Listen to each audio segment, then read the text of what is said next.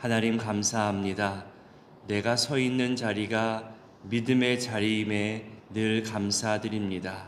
영원하신 말씀 위에 굳게 설 수 있도록 매일매일 인도하시니 또한 감사합니다.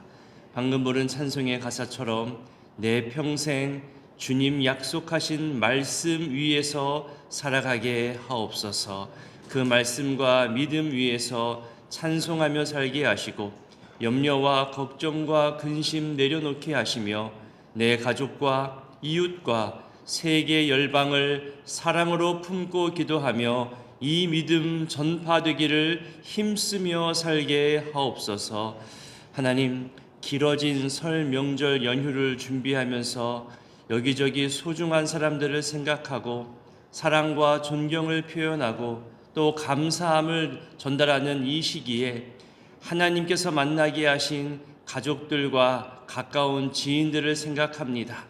누군가는 행복한 가족 모임을 기대하며 이 명절을 기다리기도 하지만 또 누군가는 모여서 다투게 되고 각각의 입장을 고집하며 대립해야 하는, 그래서 큰 소리와 험담까지도 각오해야 하는, 그래서 또 모이기 싫어지는, 가고 싶지 않은 그런 시간들도 우리 가운데 있을 줄 압니다. 나중에 크게 후회하기보다는 지금 조금씩 온유와 겸손함으로 우리 마음을 다스리게 하시고 존중과 인정의 언어, 그리고 화목과 사랑을 바라는 따뜻한 언어와 표현들로 이 명절을 보낼 수 있도록 주님 함께하여 주시옵소서. 멀리 떠나는 걸음들이 있고 가족들과 함께하는 시간들이 있고 이 모든 시간들 속에서 쉼을 누리게 하여 주옵소서. 하나님, 명절 기간에도 병원에서 치료받아야 하는 우리 소중한 지체들이 있습니다. 또 집에서 회복을 간구하는 모든 지체들도 있습니다. 하나님, 속상함이 아니라 하나님 허락하시는 회복과 치유의 시간들로 경험케 하여 주시옵소서. 가까이 또 간호하고 돌보는 가족들의 희생들이 헛되지 않게 하시고 또한 지치지 않게 붙들어 주옵소서. 하나님, 명절 전후로 새로운 일자리를 알아보시는 분들도 있습니다. 하나님, 가족들을 또 책임져야 하는 가장들의 무게를 주님 헤아려 주시고 그 새로운 일터와 새로운 방향을 알아보는 그 모든 과정 가운데 하나님 더욱 붙잡게 하시고 예비한 길로 인도함 받게 하여 주시옵소서. 또한 이 명절에 저 멀리 태국으로 선교의 여정을 다녀오는 우리 청년부가 있습니다. 안전하게 하시고 탈나지 않게 하시며 어떠한 상황에서도 주의 돌보심 속에서 담대하게 복음 증거하는 자의 모습을 보이고 돌아오게 하옵소서. 하나님, 다녀온 사람들만이 아는 그 현지의 사정과 그리고 복음 없이 살아가는 자들을 긍휼함으로 품게 하시고 이 선교의 마음과 열정이 우리에게 선한 영향력을 미치게 하옵소서. 몇 사람만의 선교가 아니라 모두의 선교가 되게 하시고 기회가 되고 여건이 되면 이 선교에 동참하는 사람들도 앞으로 점점 더 많아져 가게 하여 주시옵소서. 하나님, 대립과 갈등으로 불신과 반목으로 함께 어울려 살아가야 할 사람들이 싸우고 있음을 보게 됩니다. 의심을 증가시키고 거짓 뉴스와 선동에 우리 마음이 흔들리고 헛된 일에 참여하게 되는 어리석음과 욕심들이 우리 가운데 사라져가기를 원합니다. 급변하는 세계 변화 속에서 하나가 되어 대비하고 준비할 수 있는 우리 지혜로운 나라가 되기를 원합니다. 무엇보다 신앙을 가진 리더십들이 나라 곳곳에서 기도하게 하시고 선한 영향력을 드러내게 하옵소서. 교회 역시 믿음 위에 더욱 굳게 서게 하시고 이것이 믿음이다 저것이 믿음이다라고 우리를 유혹하고 거짓으로 속이는 말에 현혹되지 않도록 말씀 붙잡고 견고하게 서가게 하여 주시옵소서. 이 새벽에도 새로운 얼굴이 보입니다. 하나님, 간절한 마음과 소원이 있어 주님 앞에 나아왔을진데 이들의 마음을 헤아려 주시고 딸아, 아들아, 잘 왔다, 나와 함께 믿음의 여정 걸어가자는 주의 초청에 응답하여 나아왔사오니 주님과 동행하는 삶 되게 하여 주시옵소서. 하나님, 주님 전에 나올 때 또 이렇게 마음의 간절함과 소원을 예물에 담아 올려드립니다. 감사 예물과 일천번제의 모든 예물들 주님 기쁘게 받아주시고 헤아려 주시옵소서. 이제 말씀 앞으로 나아가오니 말씀하여 주신 하나님을 발견케 하여 주시옵소서. 예수님의 이름으로 기도드립니다. 아멘. 오늘 본문은 마태복음 16장입니다. 마태복음 16장 초반은 표적을 구하는 사람들과 또 그 사람들을 책망하는 내용이 나옵니다. 그 처음부터 흥미로운 모습들이 등장하는데요. 전혀 어울릴 것 같지 않은 두 부류가 마음을 합하여서 예수님을 대적하는 일에 함께합니다. 우리 16장 1절을 읽어봅니다. 바리새인과 사두개인들이 와서 예수를 시험하여 하늘로부터 오는 표적 보이기를 청하니, 어제 본문 15장 1절에서는 바리새인과 서기관들이 함께 나왔거든요. 근데 오늘 본문에서는 바리새인과 사두개인들이 함께 나오는 모습을 보입니다. 당시 유대 종교에서 세 가지 분파가 있었습니다.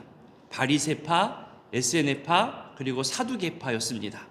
이 분파들은 서로 자기들 주장이 옳다고 싸우기도 하고 또 서로의 입장과 해석도 또 정반대의 모습도 보였습니다. 사두개파는 귀족 계급으로 주로 속해 있고요. 조상들의 전통을 더 중요하게 생각하는 사람들입니다. 부활이나 영적 세계에 대해서는 거부하는 입장을 가지고 있었습니다. 이에 비해서 바리새파는 부활을 인정하고 영적 존재와 같은 주장을 하면서 사두개파와는 반대 입장을 가지고 있었던 거죠. 그러다 보니까 이 바리새파와 사두개파는 서로 대립하는 상태에 있었습니다. 그런데 이 대립하고 갈등하던 두 분파가 함께 하게 된 겁니다.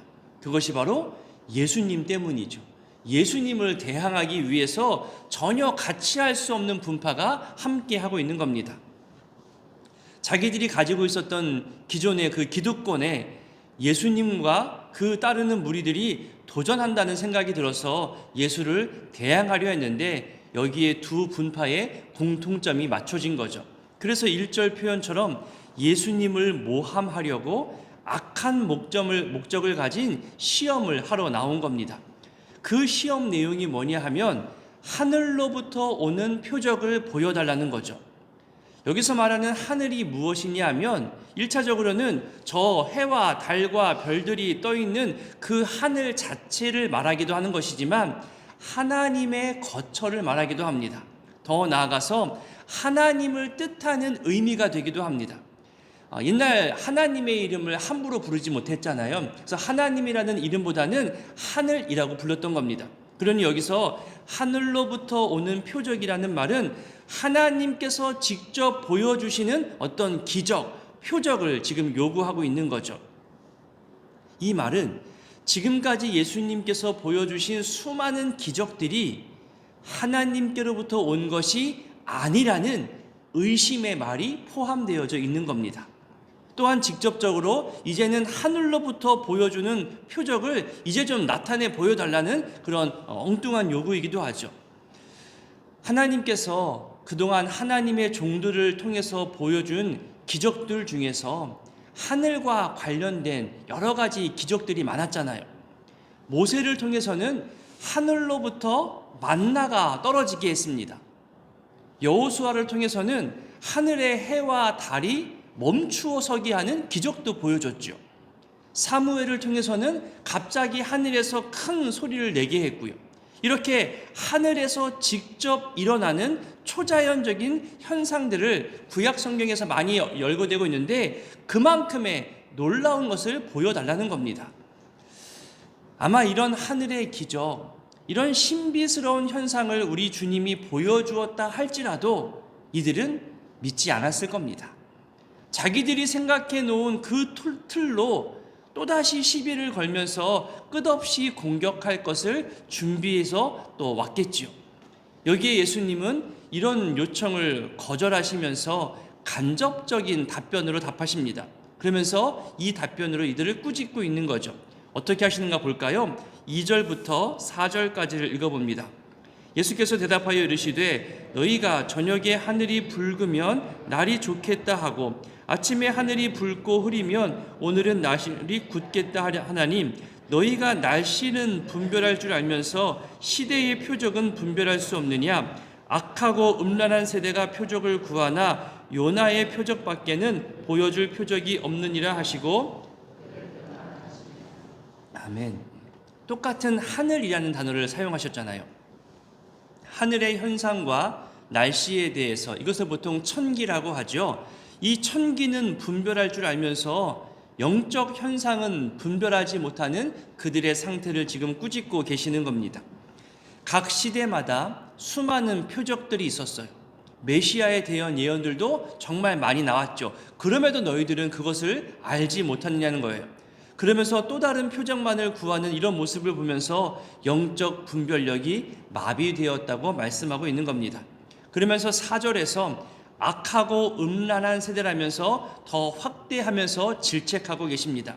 1차적으로는 이 악하고 음란한 세대를 바리새인과 사두개인이라고 말하는 것이지만 더 넓게는 그 당시 시대를 말하는 거죠. 여기서 말하는 악하다라는 말은 몸이 병들고 아프다는 것을 포함해서 윤리적, 도덕적으로 비열하고 악함을 말하는 겁니다. 음란하다라는 이 말은 간음이라는 것을 포함하고 더 나아가 하나님과의 관계가 깨어지고 하나님을 불신하고 등 돌려서 우상 숭배하는 것을 음란하다고 표현하고 있는 거죠. 이런 악하고 음란한 시대 앞에서 아무리 표적을 보여준다 한들 이들은 주님을 믿지 않을 것이고 계속해서 또 다른 요구를 하게 되겠죠. 결국 이 결과가 무죄하신 우리 예수님을 십자가에 못 박게 한 겁니다. 이 악하고 음란한 이 세대에게 요나의 표적밖에 보여줄 표적이 없다고 하시잖아요. 3일간 물고기 배에서 있었던 요나를 살리신 것처럼 3일간 무덤 속에 있는 예수님을 다시 살리실 것을 지금 말씀하고 있는 겁니다. 홍천에 가면 도심리 교회라는 작은 교회가 있습니다. 좀 특별한 교회예요. 원래는 더 깊은 산 속에 정말 작은 교회였는데 지금은 그래도 차가 다니는 그 도로 옆에 새롭게 지었습니다. 나중에 홍천 쪽에 여행을 가시거나 드라이브를 가시는 분이 있다면 한번 들러보시기를 권면드립니다. 그 교회를 지을 때 요나의 뱃속과 무덤을 생각하면서 지었다고 해요. 그러니까 건물이 있는 게 아니에요. 그러니까 흙무더기 속에 예배초소를 만들었던 독특한 구조가 있습니다. 다시 말해서 내가 죽어야 하는 곳, 정말로 나를 죽이고 나를 내려놓아야 하는 그런 곳이기를 바라면서 무덤처럼 교회를 만든 거예요. 마치 무덤 속에 예배당이 있는 것처럼 만든 거죠. 산 기슭 속에 건물을 드러내지 않고 흙 속에 지은 겁니다. 그런 독특한 건물 특징을 가지고 있는데 우리 일람선교회가 또 그곳 교회와 연관이 되어져서 돕는다고 하니까요. 우리 기관이나 또 부서에서도 한 번씩 방문하면서 또 그곳 목사님에게 설명을 드리면 또 다른 은혜와 도전이 생길 것입니다. 그렇게 좋은 만남이 이어지게 되면 또 그 목사님을 한번 초청할 수도 있고 또 우리가 가볼 수도 있겠죠. 그런 좋은 기회들이 앞으로 또 생겨나지 않을까 기대도 됩니다. 우리가 살아가면서 많은 사람들과 관계를 맺고 나를 드러내기도 하고 감추기도 하고 또 다른 사람을 평가하기도 하고 평가받기도 하면서 살아갑니다. 이거 자체를 부인할 수는 없겠죠. 그런데 내가 누군가와 대립하거나 또 단체와 단체가 무리와 무리가 집단끼리 싸우게 될 때에 아무리 확실한 증거를 댄다 하더라도요, 상대방은 믿지 않고 계속 또 다른 증거를 요구하는 것을 보게 됩니다. 무슨 증거를 대도 우리는 믿지 않겠다는 거죠. 계속 흠집내며 상대방을 지치게 하는 겁니다. 진실 여부와 상관없이 나는 너를 쓰러뜨리겠다는 그 악한 마음과 고집스러운 마음이 앞서기 때문인 거죠.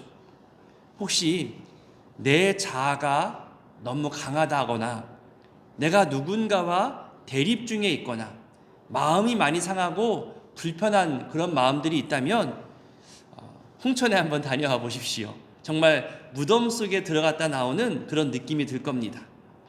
내가 뭘 그렇게 아등바등 살고 있나, 무덤 속에 들어가면 아무것도 아닌데 저 천국을 사모하는 이 땅에서 나그네 된 삶을 살아가는데 내가 뭘 그렇게 붙잡고 이렇게 싸우면서 살아가고 있나 돌아볼 수 있는 기회가 될 것입니다. 더 나아가 그 지방까지 갈 것 없이 우리 교회 성전이 그랬으면 좋겠습니다. 이 성전에 나올 때마다 십자가 바라볼 때마다 나를 내려놓을 수 있는 거룩한 습관들이 매일매일 이 성전에서 일어났으면 좋겠습니다. 성전에조차 나오는 것이 어렵다면 여러분 각자의 처소에서 기도하는 그 자리, 각 집에 있는 그 골방의 자리, 거실의 그 자리, 말씀과 기도의 자리에서 나를 매일매일 내려놓고 정말로 주일 말씀에서처럼 온유와 겸손으로 나의 교만과 공격성을 다스릴 수 있게 되기를 정말 간절히 소원합니다. 이제 5절부터 12절까지는 바리새인과 사두개인의 교훈에 대해서 경계할 것을 말씀하십니다. 제자들이 이동하는 중에 떡 가져가는 것을 잊었습니다. 그 떡과 관련하여서 누룩을 빗대어서 사두개인과 또 바리새인들의 교훈을 경계하라 알려주고 있습니다. 제자들은 주님의 이 본래 뜻을 알지 못한 채 그저 떡 가져오는 것에만 신경 쓰고 있지요. 예수님은 그런 제자들에게 오병이어 사건과 칠병이어 사건을 말씀하시면서 떡의 누룩이 아니라 바리새인과 사두개인의 교훈을 말하고 있음을 알게 해주고 있는 겁니다. 우리 11절과 12절을 읽어보겠습니다. 어찌 내 말한 것이 떡의 관함이 아닌 줄을 깨닫지 못하느냐? 오직 바리새인과 사두개인들의 누룩을 주의하라 하시니 그제서야 제자들이 떡의 누룩이 아니요 바리새인과 사두개인들의 교훈을 삼가라고 말씀하신 줄을 깨달으니라. 아멘. 누룩은 우리가 잘 아는 대로 이스트라고도 하죠. 곡식을 발효시키는 효모를 말합니다. 하지만 이것이 성경에서 사용될 때는 주로 상징적인 의미로 많이 사용되고 있습니다. 그러니까 다른 것에 영향을 주는 성질, 그럴 때 누룩을 많이 사용하죠. 적은 양으로도 많은 부분을 변화시키는 속성을 이야기할 때도 이 누룩을 사용합니다. 마태복음 13장 천국 비유에서도 누룩 비유가 나왔었잖아요. 이렇게 긍정적인 의미로도 이 누룩을 사용할 때 있지만 작은 악함과 작은 잘못이 정말로 빠르게 멀리 퍼져나가는 것을 의미할 때도 이렇게 부정적일 때에도 이 누룩을 사용하게 됐습니다. 오늘 본문에서도 당시 종교 지도층이었던 바리새인들의 형식주의와 사두개인들의 세속주의를 경계하라는 의미로 이 누룩을 지금 사용하고 있는 겁니다. 당시 바리새인들은 모세의 율법보다 오히려 자기들이 만들어 놓은 일상생활의 율법과 조상들의 전통, 장로들의 전통을 더 중요시 여겼습니다. 그러니까 율법의 근본 정신을 잊어버린 채, 놓쳐버린 채 인위적으로 만든 규정들만 엄격하게 지켜나가는 형식주의 그리고 권위주의에 깊게 빠져 있었던 거죠. 이와는 달리 사두개인들은 부활도 부인하고 영적 존재에 대해서도 부인하면서 이 세상적인 것에만 관심을 가지고 살아갔습니다. 그래서 그들은 세속주의에 빠져 있었던 거죠. 둘 다 성경의 가르침과 배척되는 삶을 살았습니다. 그래서 예수님을 배척하는 일에 함께 공통의 목표를 갖고 또 지금 함께하고 있는 거죠. 역사가들에 의하면 예수님 당시 바리새인들의 숫자가 약 6,000명 정도가 되었다고 말합니다. 사두개인들은 그보다는 훨씬 못했겠죠. 이들의 규모와 이들의 모임과 영향력이 당시 사람들에게 정말로 큰 영향력을 미쳤습니다. 그래서 이들을 누룩에 지금 비유하고 있는 겁니다. 다음으로 13절부터는 그 유명한 베드로의 신앙 고백과 교회를 세운다는 말씀이 나옵니다. 우리 13절부터 16절까지를 함께 읽어보겠습니다. 예수께서 빌립보 가이사랴 지방에 이르러 제자들에게 물어 이르시되 사람들이 인자를 누구라 하느냐 이르되 더러는 세례 요한 더러는 엘리야 어떤 이는 예레미야나 선지자 중에 하나라 하나이다. 이르시되 너희는 나를 누구라 하느냐 시몬 베드로가 대답하여 이르되 주는 그리스도시요 살아계신 하나님의 아들이시니이다. 아멘. 당시 제자들에게 하신 질문이기도 하지만 오늘을 살아가고 있는 우리들에게 하시는 질문이기도 합니다. 여러분, 주님을 어떻게 고백하고 계시나요? 나에게 우리 주님은 어떤 존재로 고백되고 있나요? 각자 자기들만의 신앙 고백이 있었으면 좋겠습니다. 없다면 목회자들의 고백을 따라 하시는 것도 괜찮습니다. 또 성경 속 고백을, 이렇게 베드로와 같은 유명한 신앙 고백을 따라서 고백하는 것도 괜찮습니다. 자기 고백으로, 자기 언어로 우리 주님을 고백할 수 있는 신앙의 언어가 있으면 참 좋겠습니다. 베드로의 신앙 고백, 주는 그리스도시요 살아계신 하나님의 아들이십니다. 이보다 더 분명하게 주님을 알게 해주는 표현이 있을까요? 예수님은 베드로의 이 고백을 들으시고 칭찬을 넘어서 축복을 하십니다. 17절에 보니까 복되다 말씀하시면서 이 고백은 사람의 고백이기 이전에 하나님이 드러내어서 알게 하신 것이라고 그렇게 말씀하고 있죠. 맞는 말입니다. 하나님이 알게 해주지 않으시면 우리 사람은 우둔하여서 다 알 수 없는 그런 존재들입니다. 하나님이 드러내 보여주셔야, 하나님이 계시해 주셔야 우리는 알 수 있는 겁니다. 하나님이 알려주지 않은 것들을 내가 알 수 있다, 누구를 통해서 알 수 있다 말하는 것은 교만이고 헛된 가르침입니다. 이어서 18절과 19절을 한번 읽어보도록 하겠습니다. 또 내가 내게 이르노니 너는 베드로라. 내가 이 반석 위에 내 교회를 세우리니 음부의 권세가 이기지 못하리라. 내가 천국 열쇠를 내게 주리니 내가 땅에서 무엇이든지 매면 하늘에서도 매일 것이요 내가 땅에서 무엇이든지 풀면 아멘. 교회는 믿음 위에 세워진 것임을 알게 해줍니다. 건물도 사람도 다 교회 안에 포함된 의미지만 결국 믿음 위에 세워진 거거든요. 근데 여기서 오해가 생깁니다. 지금 이 18절 19절 말씀처럼 베드로와 반석을 구분하지 못하고 베드로 위에 교회가 세워졌고 베드로가 천국 열쇠를 가지고 있다고 믿는 거예요. 오늘날 천주교가, 카톨릭이 이 신앙을 가지고 있는 거죠. 그래서 베드로를 일대 교황으로 여깁니다. 그리고 그 다음 교황들이 베드로의 후계자라고 여기면서 그 교황들에게 교회를 움직일 수 있는 절대적인 사도권이 있다고 그렇게 여기고 있는 거죠. 올해의 우리 목회 표어처럼 거룩한 믿음 위에 세워져야 하는 것인데 사람 위에 세워지고 사람이 다스리고 사람에 의해 문이 열리고 닫히고 지배당하는 것, 교회는 그런 곳이 아닙니다. 교회는 주의 몸된 교회입니다. 베드로의 신앙 고백 이후에 우리 주님은 죽음과 부활을 말씀하시기 시작합니다. 21절과 22절을 읽어보겠습니다.